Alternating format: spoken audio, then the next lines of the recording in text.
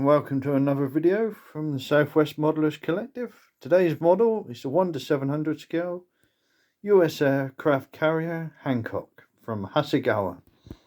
This is an Essex class aircraft carrier, and as for my collection, I've decided to upgrade this kit with a Hasegawa US naval plane set. Included in this are a waterline base, half piece hull and separate bow section,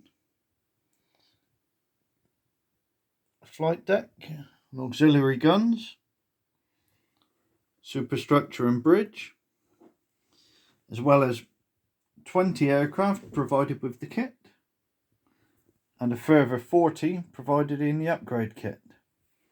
Comes with a metal weight, flight deck numbers, aircraft decals. I'm afraid the faded ones you can see are from the upgrade kit, which was bought cheap on eBay. Also comes with a nice instruction set,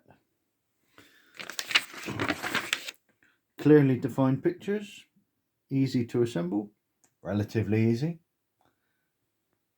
Will look nice in anybody's collection. Thank you for watching. Leave us a like if you like the video and feel free to subscribe. Thank you.